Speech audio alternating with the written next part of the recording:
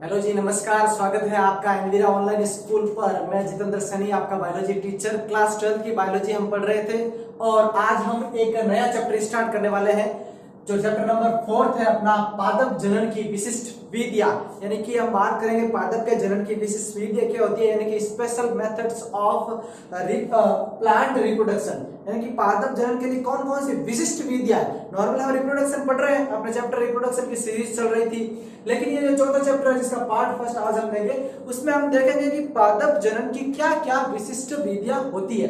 विशिष्ट कैसे कहेंगे, यानी कि कई बार ऐसी स्थितियां पैदा हो जाती हैं कि बिना निषेचन के भी पादपों के अंदर नए पादप का विकास हो जाता है। जैसे हमने चैप्टर नंबर 1 के अंदर कायिक प्रवर्धन की विधियां भी देखी थी, उसी टाइप की होती है, उसी विशिष्ट विधियां होती है। उन्हीं को हम आज डिस्कस करेंगे इस चैप्टर के अंतर्गत। कुछ लोग, कुछ महत्वपूर्ण विशेषज्ञ, कुछ ऐसे वैज्ञानिक, कुछ साइंटिफिस्ट इसको अलैंगिक जनन मानते हैं, अलैंगिक जनन की विधियां मानते हैं, कुछ लोग इसको विशिष्ट विधियां मानते हैं। वही है जो हम पढ़ेंगे।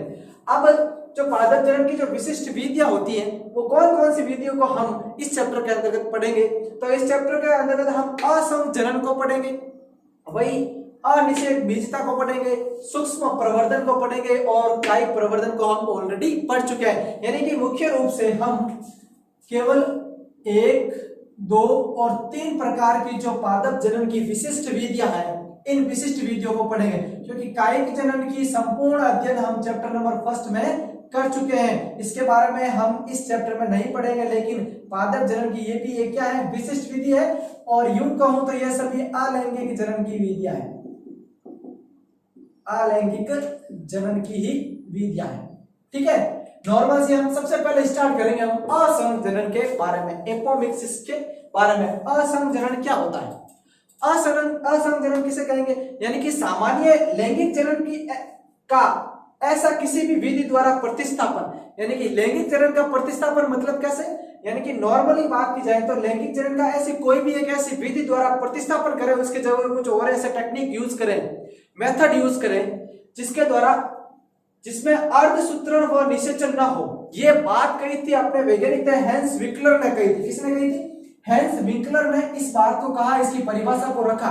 उन्होंने कहा कि असंग जनन हम किसे कहेंगे कि लैंगिक जनन को रिप्लेस करें और जिसके अंदर हम पे अर्धसूत्रण और निषेचन की क्रिया नहीं होनी चाहिए, उस प्रकार की स्थिति को, जनन को हम असंग जनन या एपोमिक्सिस कहते हैं। लेकिन कुछ वैज्ञानिक इसको अनिषेक जनन में मान रहे हैं, कुछ बोल रहे हैं कि यह अनिषेक बीजता ही है और क्या है, अनिषेक जनन ही है। लेकिन ये हेंस विंकलर ने इसको परिभाषित किया और इन्हीं के आधार पर अब हम असंग जनन को 2 भागों में बांटते हैं। देखो, असंग जनन पता चल गया, अर्धसूत्रण और निषेचन नहीं होना चाहिए। नॉर्मल से अलैंगिक जनन की यही क्रिया होती है और ये अलैंगिक जनन ही है, इसको अगर मॉडिफाइड करके हम पढ़ रहे हैं। ठीक है, इसीलिए तो तीसरे और चौथे चैप्टर में से 1 नंबर का क्वेश्चन आएगा, 1 नंबर का क्वेश्चन आएगा 3 और 4 में से। अब दोनों में से एक ही क्वेश्चन पुट होता है। ठीक है, तो इस असंग जनन को, एपोमिक्सिस को हम कितने भागों में बांटते हैं? एपोमिक्सिस को हम 2 भागों में बांटते हैं। कौन कौन से 2 भाग है? देखो, एक होता है बीजाणुविद असंग जनन और दूसरा होता है युग्मकोद्भिद असंग जनन। अब बीजाणुविद असंग जनन क्या होता है कि इसमें भ्रूण, बीजांडकाय तथा अध्यवरण किसी का भी निर्माण किससे होगा? द्विगुणित कोशिका से होगा, क्योंकि बीजाणुविद असंग जनन की बात कर रहे हैं। तो जिसे ऐसा निषेचन या इस प्रकार की निषेचन की विधि या इस प्रकार के असंग जनन की विधि जिसके अंदर भ्रूण, बीजांडकाय तथा अध्यवरण किसी का भी निर्माण द्विगुणित कोशिका से होना चाहिए। याद रखना, वो डिप्लॉयड होनी चाहिए, 2n होनी चाहिए। इस दौरान अर्धसूत्रण व निषेचन भी नहीं होता है। क्या नहीं होता? अर्धसूत्रण व निषेचन भी नहीं होना चाहिए। और इसको हम क्या बोलते हैं? इसको अपस्थानिक भ्रूणता कहते हैं। और यह अपस्थानिक भ्रूणता 2016 में हो गई थी, मतलब कि इसका एग्जाम में क्वेश्चन आ चुका था, लेकिन थोड़ा सा घुमा के पूछा था। ठीक है, तो अपस्थानिक भ्रूणता किसे कहेंगे? जब भ्रूण, बीजांडकाय और अध्यवरण किसी का भी निर्माण द्विगुणित कोशिका से होना चाहिए और उसमें फर्टिलाइजेशन एंड मियोसिस, अर्धसूत्रण या अर्धसूत्री विभाजन की क्रिया नहीं होनी चाहिए। इस प्रकार की स्थिति को हम क्या बोलेंगे? बीजाणुविद असंग जनन या अपस्थानिक भ्रूणता भी कहते हैं। अपस्थानिक भ्रूणता भी हम पढ़ेंगे। फिर देखो, दूसरा क्या है असंग जनन का टाइप? दूसरा है अपने युग्मकोद्भिद। पहला क्या था? बीजाणुविद स्पोरोफाइट। दूसरा है गैमेटोफाइट, यानी कि युग्मकोद्भिद असंग जनन। अब अपने को पता है कि बीजाणुविद हमेशा द्विगुणित होती है, 2n होती है। हमने जस्ट तीसरे चैप्टर के लास्ट पार्ट के अंतर्गत भी पढ़ा था। और युग्मकोद्भिद अवस्था हैप्लॉइड होती है, एन होती है, अगुणित होती है। तो युग्मकोद्भिद असंग जनन के अंदर भ्रूण का परिवर्तन अगुणित भ्रूणपोष की किसी कोशिका से रहेगा। किसकी? अगुणित भ्रूणपोष की, यानी कि हैप्लॉइड होनी चाहिए। यहाँ पर क्या थी? यहाँ पर 2n थी, डिप्लॉइड थी। अब भ्रूण का परिवर्तन अगुणित भ्रूणपोष से किसी कोशिका से होगा, तो इसके आधार पर युग्मकोद्भिद असंग जनन कितने प्रकार का हो सकता है? 2 प्रकार को हम इसका बांटते हैं। एक तो अपना अनिषेक जनन और एक होता है अपयुग्मन। देखो अनिषेक जनन किसे कहेंगे? हमने पहले भी पढ़ा है इसके बारे में। अनिषेक जनन मतलब भ्रूण का निर्माण अनिषेचित अंड कोशिका से होना चाहिए, अंड कोशिका फर्टिलाइज्ड नहीं होनी चाहिए। उस प्रकार के जनन को क्या बोलेंगे? अनिषेक जनन। क्या कहेंगे? अनिषेक जनन, यानी कि भ्रूण का निर्माण अनिषेचित अंड कोशिका से होना चाहिए। और अपयुग्मन हम किसे कहेंगे? अपयुग्मन कहेंगे भ्रूण का निर्माण भ्रूणपोष की किसी अन्य अगुणित कोशिका से होना चाहिए। कौन सी कोशिका? भ्रूणपोष की, एंडोस्पर्म की, ठीक है, एक अन्य अगुणित कोशिका से होना चाहिए। अब अन्य अगुणित भ्रूणपोष की बात की जाए, एम्ब्रियो सेक की सॉरी, तो उसकी अन्य अगुणित कोशिका कौन सी? देखो भाई नॉर्मल सी बात करें तो अंड कोशिका को भी छोड़ना है और बाकी सबको लेना है, क्योंकि अंड कोशिका को हम लेंगे तो क्या हो जाएगा? निषेचन हो जाएगा। और बाकी जो कोशिकाएं बची है, ये अगर आपको याद नहीं आ रहा तो थोड़ा सा मैं यहाँ पे वापस डायग्राम बना देता हूँ भ्रूणपोष की संरचना का। आपको भी पता होना चाहिए कौन सी कोशिका अगुणित होती है, कौन सी गुणित होती है। फिर भी अगर अभी भी आपको समझ में नहीं आ रहा है, मतलब कि आप बेसिक चीजों को गौर से नहीं पढ़ रहे हो। देखिए भ्रूणकोष की बात करें, ऊपर की तरफ क्या थी? प्रतिध्रुवी कोशिकाएं थी, प्रतिध्रुवी या प्रतिमुखी कोशिका है। बीच के अंदर डेफिनेटिव न्यूक्लियस या सेकेंडरी न्यूक्लियस था, जिसे हम द्वितीयक केंद्रक कहते हैं। नीचे की तरफ यानी कि माइक्रोफाइलर एंड की तरफ एक अंड कोशिका और 2 क्या थी? सहायक कोशिका, एक सेल एंड सिनर्जिड्स। अब इसकी गुणिता की बात की जाए तो ये एप्लॉइड एप्लॉइड हैप्लॉइड, अगुणित अगुणित अगुणित, बीच में द्वितीयक के अंदर 2 एंड द्विगुणित। अब एक अंड कोशिका अगुणित, दोनों सिनर्जित एन। अब हम क्या करेंगे? अपने पास कंडीशन क्या है कि भ्रूण का निर्माण भ्रूणपोष की किसी अगुणित कोशिका से होना चाहिए। अब अगुणित कोशिका आप एक सेल नहीं ले सकते, क्योंकि अब अंड कोशिका से हो जाएगा तो वो तो निषेचन हो जाएगा, फर्टिलाइजेशन हो जाएगा। अपने को फर्टिलाइजेशन करना नहीं है तो इसको छोड़ो। अब बाकी कौन कौन से अगुणित बचे? देखो 2 तो सहायक कोशिकाएं और 3 प्रतिध्रुवी कोशिकाएं। तो अगुणित कोशिका या तो सहायक कोशिका या प्रतिध्रुवी कोशिका हो, इस प्रकार के अब जनन को अपयुग्मक युग्मकोद्भिद जनन कहा जाता है। ठीक है, तो इस प्रकार हमने असंग जनन को एपोमिक्सिस को 2 भागों में बांटा, लेकिन अपने भारतीय मूल के वैज्ञानिक पंचानन महेश्वरी भी इसको कुछ और तरीके से अपने सामने पाठों का विवरण दिया इन्होंने। और इन्होंने ये भी कहा था कि मुख्य प्रकार से जो अनावर्ती और पुनरावर्ती प्रकार के असंग जनन पाया जाता उसको इन्होंने 4 कैटेगरीज में बांटा है, और वो चारों कैटेगरीज अब हम पढ़ेंगे। किसके अकॉर्डिंग? वैज्ञानिक पंचानन महेश्वरी जो भारतीय मूल के वनस्पति शास्त्री थे, उनके अनुसार हम पादपों के अंदर पाए जाने वाले असंग जनन को 4 भागों में पढ़ेंगे, और वो 4 भाग अपन को डिटेल से पता होना चाहिए। बहुत इंपॉर्टेंट है और आसानी से समझ में आएगा। चारों के एक पार्ट को समझेंगे और पार्ट को अच्छे से एक्सप्लेन भी करेंगे, क्योंकि छोटा सा चैप्टर है और इस चैप्टर से 1 नंबर का क्वेश्चन पुट होता है। ठीक है, तो अब हम बात करेंगे जो भारतीय मूल के वैज्ञानिक थे डॉक्टर पंचानन महेश्वरी, उन्होंने असंग जनन को 4 कैटेगरीज 2 में बांटा, और दोनों को अब हम आधुनिक वर्तमान विज्ञान के अंतर्गत 4 कैटेगरीज में बांटते हैं, और इन्हीं चारों कैटेगरीज के आधार पर अब हम इसके बारे में पढ़ेंगे। अब जो हमने बात की थी कि वैज्ञानिक पंचानन महेश्वरी ने मुख्य प्रकार के जो अपने युग्मकोद्भिद असंग जनन को आगे 2 भागों में बांटा, और उसको हम आसानी से समझ आए संक्षिप्तता के आधार पर 4 भागों में बांटते हैं, क्योंकि उन्होंने तो अनावर्ती और पुनरावर्ती 2 ही भागों में बांटा था, लेकिन हम अपने अध्ययन की सुस्पष्टता और संक्षिप्तता के आधार पर इसको 4 भागों में बांटते हैं। तो इसका पहला पार्ट है अनावर्ती असंग जनन। अनावर्ती असंग जनन क्या होता है कि जब गुरु बीजाणु मात्र कोशिका में सामान्य अर्धसूत्री विभाजन द्वारा एक अगुणित भ्रूणपोष का निर्माण होता हो, यानी कि गुरु बीजाणु मात्र कोशिका से नॉर्मल जो अर्धसूत्री विभाजन होता है, उस अर्धसूत्री विभाजन द्वारा एक अगुणित भ्रूणपोष का ही निर्माण होता है। इसको हम 2 प्रकार में समझ सकते हैं। कैसे? क्योंकि जब अगुणित अंड से बिना निषेचन के अगुणित भ्रूण का निर्माण हो जाए, यानी कि जब अगुणित अंडे से भी बिना निषेचन से भी क्या हो जाए? अगुणित भ्रूण का निर्माण हो जाए, तो इस प्रकार की स्थिति को हम अगुणित अनिषेक जनन कहते हैं। क्या कहते हैं?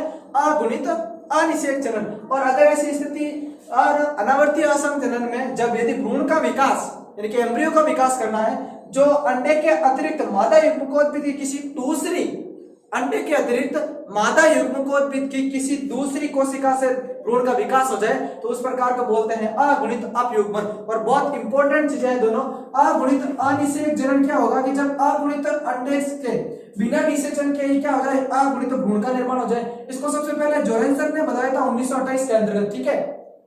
और अगुणित अपयुग्मन हम किसे कहेंगे कि जब यदि भ्रूण का विकास कर रहे हैं और वो भ्रूण का विकास अंडे के यानी कि अंड के अतिरिक्त मादा युग्मकोद्भिद की किसी और दूसरी कोशिका से निर्माण हो जाए, उसे बोलते हैं अगुणित अपयुग्मन। इसका एग्जांपल अपने को याद रखना है, दत्तुरा या मुक्ता। तो पहला क्या था, अनावर्ती असंजनन। भ्रूण बीजाणु मात्र कोशिका में सामान्य अर्धसूत्री विभाजन द्वारा एक अगुणित भ्रूण कोश का निर्माण होता है। इसको दो टाइप में पढ़ा। दूसरा है आपको अनावर्ती पहला था, दूसरा है पुनरावर्ती असंजनन। पुनरावर्ती असंजनन क्या रहेगा कि यदि अर्धसूत्री विभाजन के पूर्ण नहीं होने के कारण, यानी कि इस प्रकार का असंजनन जिसके अंदर अर्धसूत्री विभाजन मियोसिस पूरा का पूरा सक्सेस यानी कि एंड नहीं हुआ, पूरा कंप्लीट नहीं हुआ, अर्धसूत्री विभाजन के पूर्ण नहीं होने के कारण इस प्रकार के असंजनन में स्त्री युग्मकोद्भिद में यानी कि जो फीमेल गेमेटोफाइट है, स्त्री युग्मकोद्भिद में गुणसूत्रों की संख्या मात्र पादप के समान ही द्विगुणित रहती है। लेकिन हम क्या पढ़ते हैं अर्धसूत्री विभाजन में कि अर्धसूत्री विभाजन में गुणसूत्रों की संख्या आधी हो जाती है, लेकिन यहाँ पर मात्र पादप के समान ही द्विगुणित रह जाती है। इस प्रकार क्या बोलते हैं, पुनरावृत्ति हो जाती है, रिप्लेस हो जाता है, बराबर मात्र पादप के समान गुणसूत्रों की संख्या रह जाती है। इसको हम दो कंडीशन में पढ़ते हैं, यानी कि ये तो एक तो होती है जनन अपविजाणुता और एक होती है कायिक अपविजाणुता। जनन अपविजाणुता क्या रहेगी, जनन अपविजाणुता का मतलब है कि जब भ्रूणकोश का निर्माण प्रपशुतक यानी कि आर्चिस्पोरियल सेल्स हमने पढ़ी थी, जब भ्रूणकोश का निर्माण प्रप्रसूतक की द्विगुणित कोशिका से हो तो उसे बोलेंगे जनन अपविजाणुता। और इसके अंदर भ्रूणकोश में जो द्विगुणित सेल्स होती है, उन्हीं द्विगुणित सेल से द्विगुणित भ्रूण का निर्माण होता है। तो इसमें जनन अपविजाणुता और कायिक अपविजाणुता क्या होती है कि जब बीजांड काय तथा अध्यावरण, बीजांड काय तथा अध्यावरण की जो द्विगुणित कोशिकाएं होती है, वो द्विगुणित कोशिकाएं द्विगुणित भ्रूणकोश का निर्माण करती है। अब द्विगुणित भ्रूणकोश द्विगुणित भ्रूण का निर्माण करता है, इस प्रकार बोलते हैं कायिक अपविजाणुता। तो हमने अभी क्या पढ़ी है, एक पढ़ी है अनावर्ती असंजनन और दूसरी पढ़ी है पुनरावर्ती असंजनन। इसको दो भागों में पढ़ा था, अगुणित अनिषेक जनन और अगुणित अपयुग्मन के बारे में, और इसको पढ़ा था जनन अपविजाणुता और कायिक अपविजाणुता। अब इसके बाद जो दो पार्ट और बचे हैं, उन दोनों के पार्ट के बारे में अभी हम चर्चा करेंगे, जिसको हम पढ़ने की संक्षिप्तता के आधार पर जो अपयुग्मन थे उनको हम डिवाइड करके पढ़ रहे हैं। तो आगे दो और पार्ट है, उसको हम डिटेल में देखते हैं। हमने इससे पहले दो प्रकार के अनावर्ती तथा पुनरावर्ती प्रकार के असंजनन के बारे में पढ़ा था, और हमने कहा था कि जो पंचानन महेश्वरी द्वारा दिए गए असंजनन की दो विधियां थी, उनको अपने संक्षिप्तता में पढ़ने के आधार पर हम उनको चार भागों में बांटते हैं। तो पहले दो का वर्णन हम कर चुके हैं। तीसरा देखो अपस्थानिक भ्रूणता। अपस्थानिक भ्रूणता किसे कहेंगे कि जब भ्रूण का निर्माण भ्रूणकोश के बाहर स्थित बीजांड की किसी भी द्विगुणित कोशिका से, याद रखना जब भी द्विगुणित कोशिका से आएगा मतलब कि मात्र पादप के समान ही इसके अंदर गुण रहेंगे, ठीक है। भ्रूण का निर्माण भ्रूणकोश के बाहर स्थित बीजांड की किसी भी द्विगुणित कोशिका से हो तो इस प्रकार को क्या बोलते हैं, अपस्थानिक भ्रूणता कहा जाता है। और इसके एग्जाम्पल है नींबू आम। क्या नाम एग्जाम्पल है, नींबू और आम के अंदर अपस्थानिक भ्रूणता पाई जाती है। यह अपस्थानिक भ्रूणता बहुत इंपॉर्टेंट भी है, क्योंकि अपस्थानिक भ्रूणता अगेमोस्पर्मी में भी आती है, उसका एग्जाम्पल है ये, ठीक है। और चौथा अपना क्या है, कायिक असंजनन।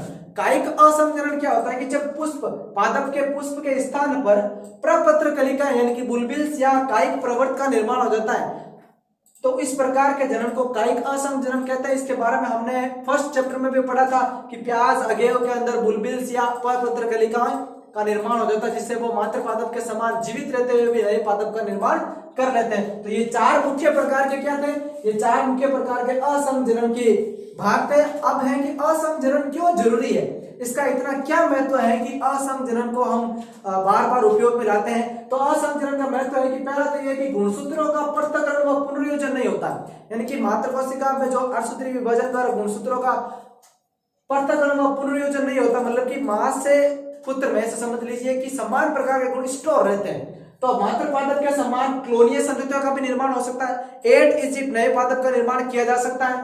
और लाभदायक लक्षणों को संचित भी किया जा सकता है, यानी कि जो लाभदायक लक्षण है उनको स्टोर यानी कि संचित भी हम कर सकते हैं। और चौथा क्या होगा कि संकर बीजों का उत्पादन, मतलब कि एक प्रकार के संकर बीजों का उत्पादन भी बहुत प्रकार से कर सकते हैं और उसे अनेक वर्षों तक एक ही जाति के पादपों को उगा सकते हैं। तो इसीलिए असंगतता का ये महत्व होता है। अपना जो दूसरा है अनिषेक बीजता, क्या है? अनिषेक बीजता, एगेमोस्पर्मी। एगेमोस्पर्मी किसे कहेंगे कि जब बीज का निर्माण बीजांड की किसी भी कोशिका से, क्या कह रहे हैं कि बीज का निर्माण बीजांड की किसी भी कोशिका से या असामान्य द्विगुणित भ्रूणकोश के किसी कोशिका से बिना निषेचन के हो, तो इस प्रकार की स्थिति को हम क्या बोलेंगे?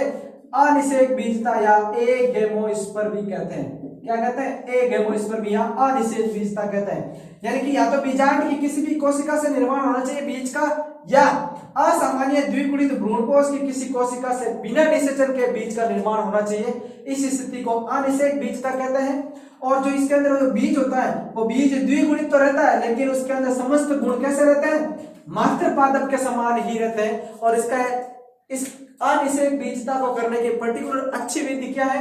वही है अपस्थानिक भ्रूणता। और इसके एग्जाम्पल क्या रहेंगे? नींबू और आम इसके मुख्य एग्जाम्पल रहेंगे। तो हमने पहला असंग जनन का कर लिया था, दूसरा अनिषेक जनन को भी, अनिषेक बीजता को भी कंप्लीट कर लिया।